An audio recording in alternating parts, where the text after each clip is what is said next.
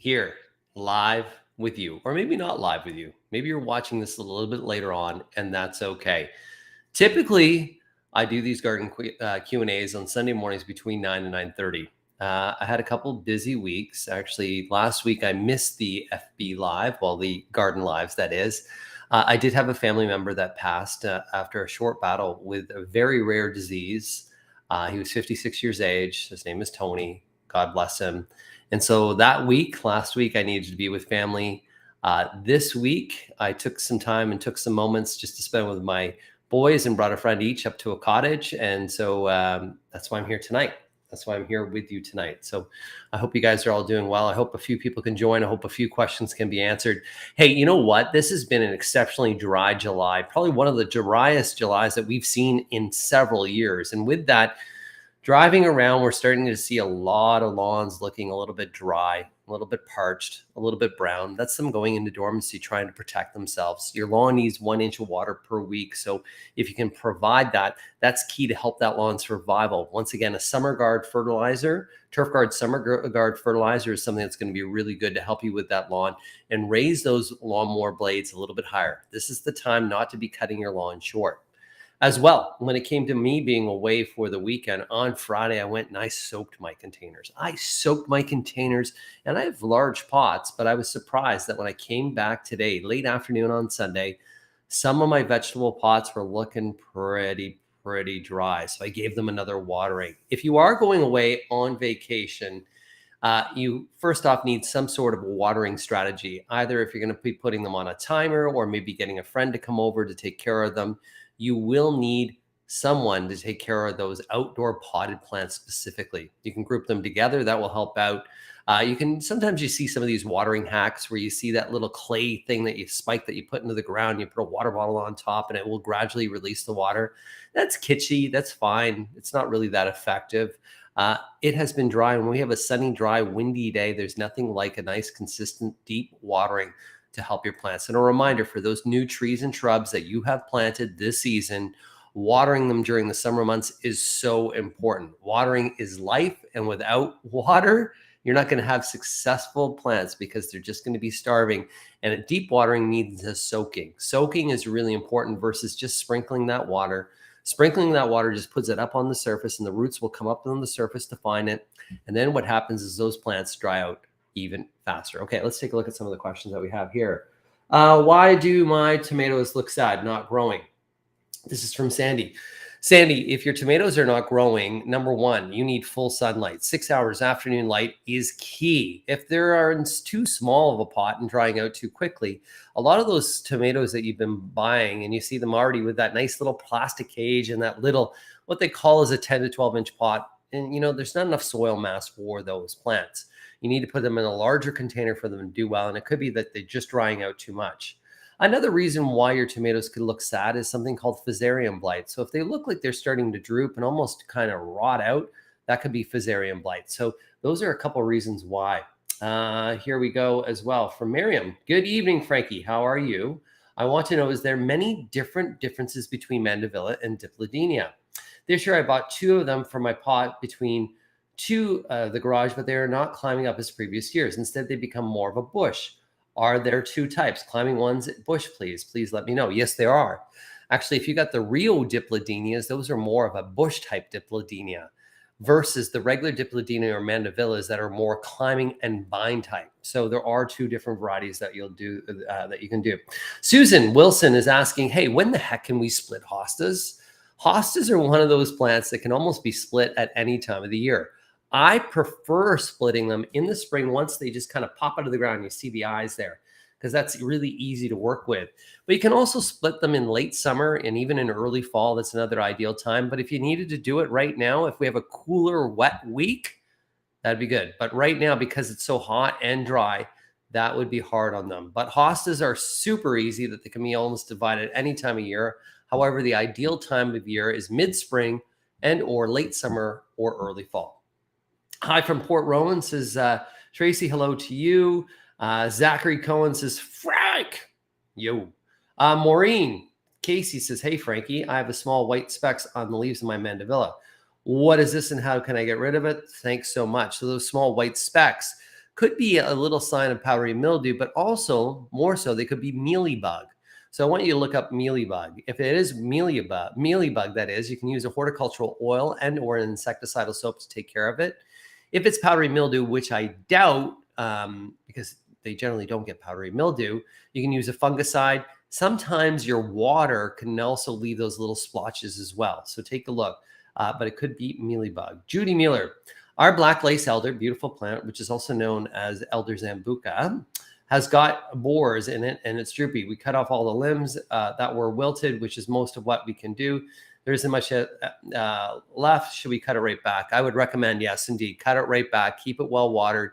The whole thing about those borers that you have is they are actually systemic, meaning that we would need a systemic insecticide to treat that plant. There's nothing with a cosmetic pesticide on the market that you can use. So by cutting it back, you're hopefully removing all the borers and then the new growth that comes out. So cut it all back, give it a spraying of insecticidal soap, and that's your best bet, Judy, to have things kind of come back. And it usually can sprout back fairly quickly. You'll be surprised. They're a really aggressive growing plant. Peanut, our tomato plants are not doing well. They're wilting. So tomato plants, if you are seeing a tomato wilt, that could be anything from a blight, an early blight, or it could also be fusarium wilt. If that's the case and is an heirloom variety, there's really nothing you can do. But if there's a few plants that are starting to wilt, remove those plants, discard them, clean up anything around them so that you do not spread that fungal disease to the other plants that are there. Peanut, they could be wilting as well just due to drought, but just those are two things. So take a look at fusarium wilt or early blight on tomatoes. Just look at those on a Google search, take a look at the pictures, see if those pictures match, and then that's your problem. Just bought evergreens. How much should they be watered? Stephanie. Well, Stephanie, if it's container grown, we can still plant in summer, no problem. I would do every other day, if it's not raining, a nice deep watering until they're established. I would also use a quick start fertilizer, Miracle-Gro quick start fertilizer. It is a transplant fertilizer that will reduce the shock levels in that plant, meaning that it'll allow that plant to focus more on its bottom, its roots, and then root it in. And by rooting it in, boom, presto. You can have a great plant. But watering really is key, and we want to keep it well watered so that doesn't go under any stress. Hello, Frankie Flowers. This is Jessica Portelli with lots of flower icons. Hello to you. Matthew Amos. Hey, Matt. Hope you're doing well. Hey, I'm back on breakfast television tomorrow. You'll see me there tomorrow and all week long. Sabita, Debbie, good evening. Frankie, how do I get rid of Japanese beetles? So there is a new product on the market called Beetle Be Gone.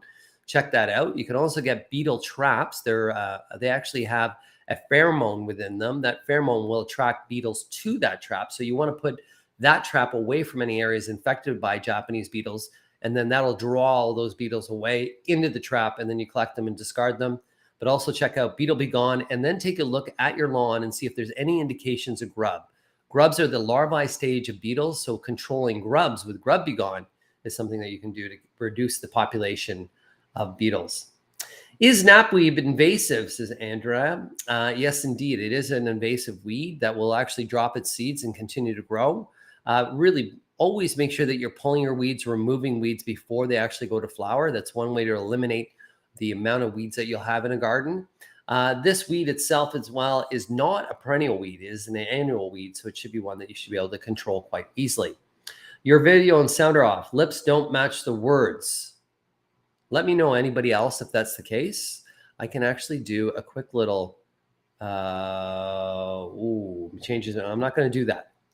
I'm hoping that that's just something that's happening with tracking. I'll set this up again another time, because if I go and hit a reset, then it's going to kick everything off and all these great questions are not going to be there. Miriam is saying, thank you. Jessica, Northern catalpa trees, how big are their roots? And when can you transplant them? The Northern catalpa trees actually don't have that big of a root system overall. I would recommend transplanting them in late summer to early fall at this point. If we were to transplant them now, the heat, the drought, the drier conditions would put it under too much stress when transplanting in the late summer, early fall. So I'm thinking late August, early September. Still make sure they're well watered and use a quick start fertilizer, which will really help them out. Karen Harper. Hey, Frankie. How often should water grass seed? I just have topsoil spread and put seeds on it. I'm watering morning and evening. Doing both on a day where we have sunshine and drought conditions is probably really key. But on a day where you have overcast skies and light winds, just one watering. On a day where we have rain in the forecast, you don't have to water. So it really depends upon the weather. So sunny, dry days with some wind, water twice. Overcast days with no wind, water once. On a rainy day, don't water. Jane Willis. Hey, Frankie. Why is my rosy sharon not blooming and lots of dead branches?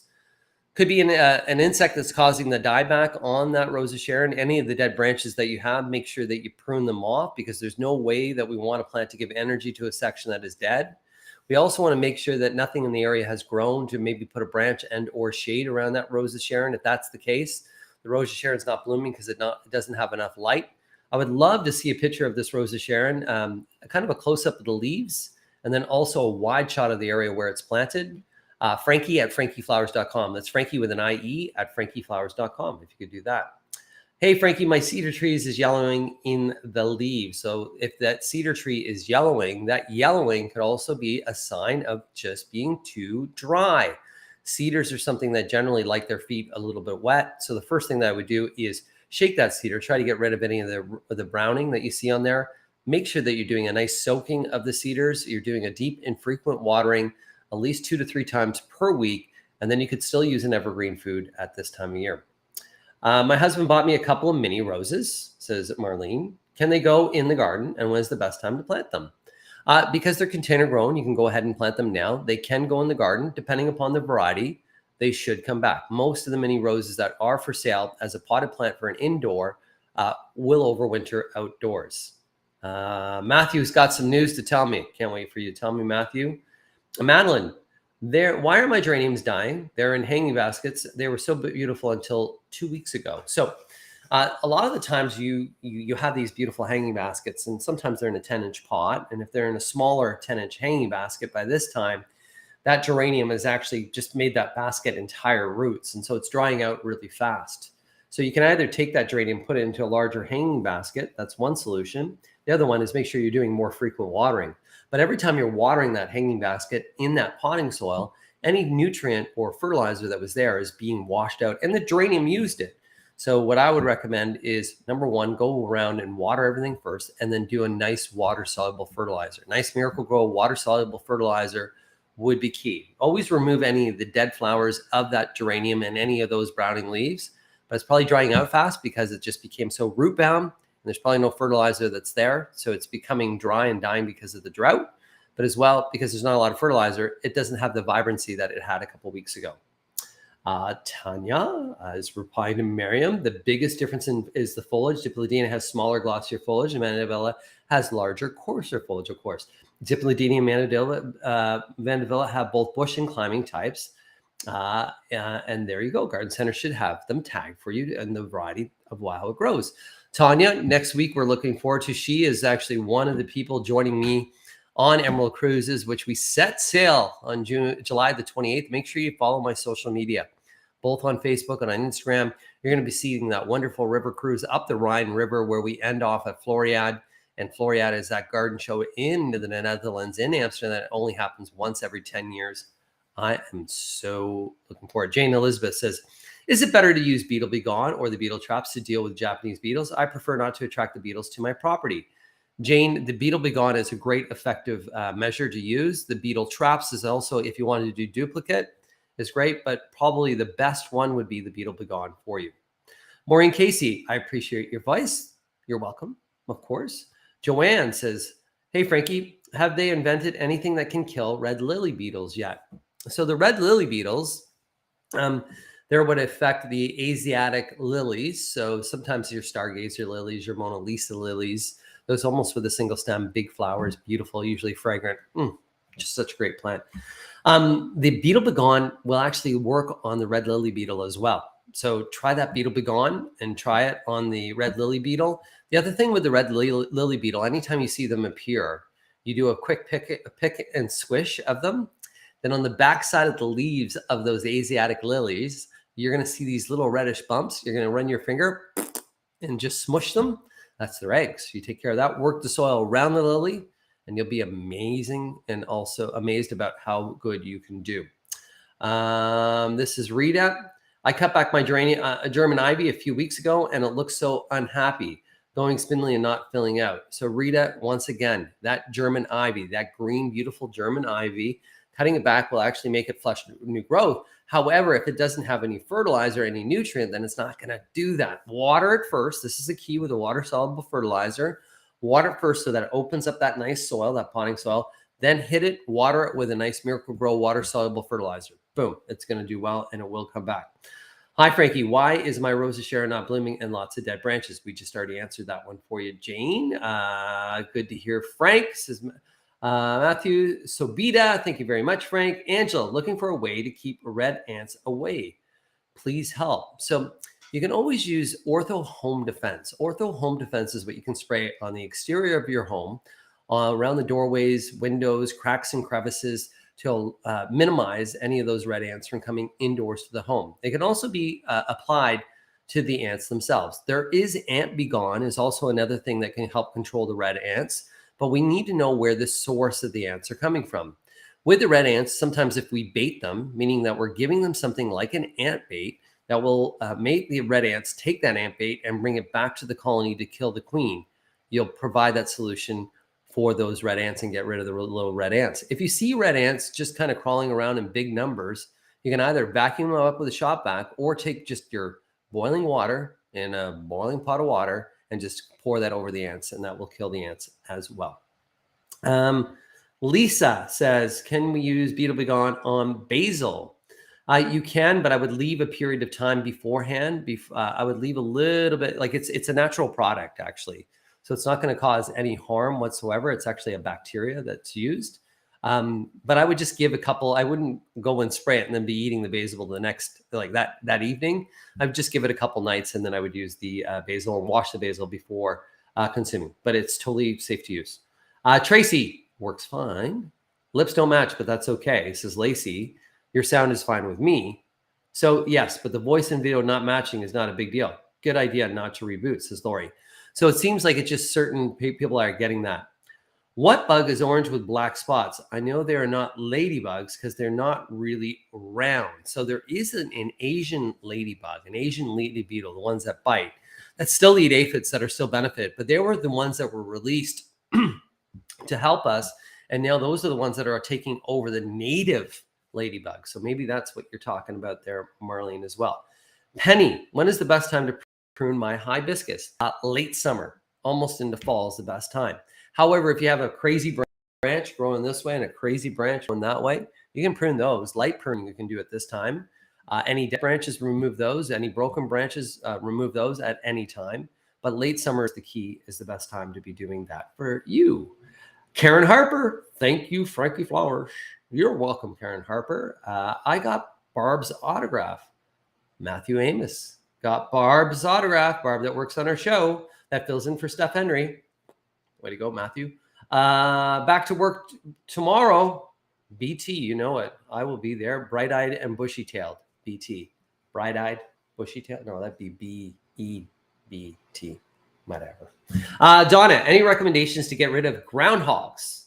They are enjoying feasting on my broccoli, cucumbers, lettuce, and cabbage. So sometimes doing a chicken wire fence around that area is really key. You have to bury that fence in the ground, but even just doing one on the top is a great way to help you kind of get rid of that. You'd have to trap that groundhog to get him out of the area. Sometimes putting down, you can actually purchase coyote and or fox urine. You can go to Bass Pro, Cabela's, things like that. Putting some droplets around the exterior of the gardens is sometimes enough to keep the groundhog away.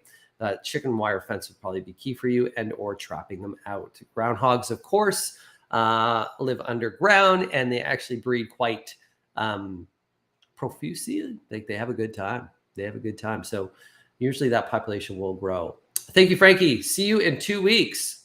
You're going to be joining me on that boat as well. Boom. Awesome. Jan Green, hi from PEI, Prince Edward Island. Beautiful place. Miriam saying, thank you, Matthew. I got Barb's autograph from BT. My friend went to school with Barb. Amazing. Angela, love the red ant advice. Thanks a bunch. You're welcome, by the way, as well. Lisa says, thank you.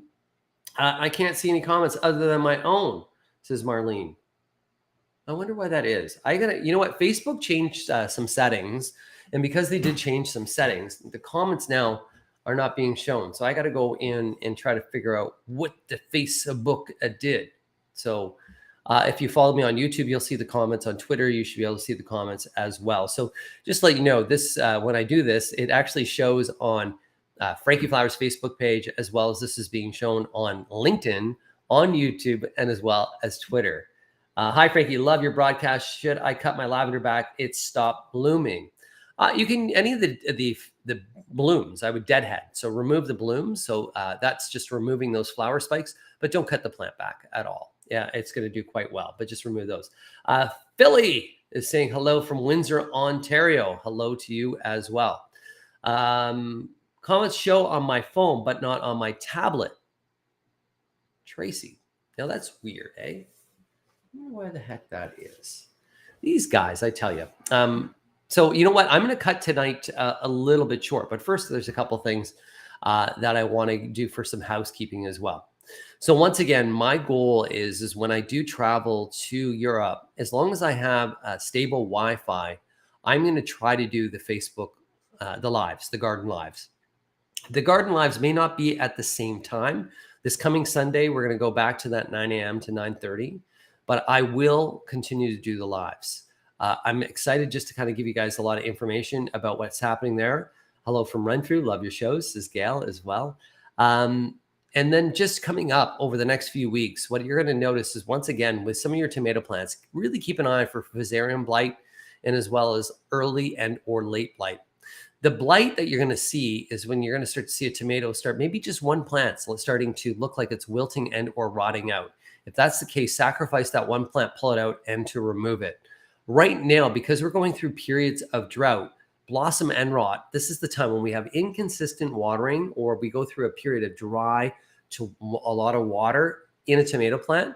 That inconsistent watering can cause that blossom end rot. One way to minimize that is good, consistent watering. The other way to minimize that is by using a calcium-rich fertilizer. So look for fertilizer that calcium-rich. Miracle Grow does have a solution for that as well.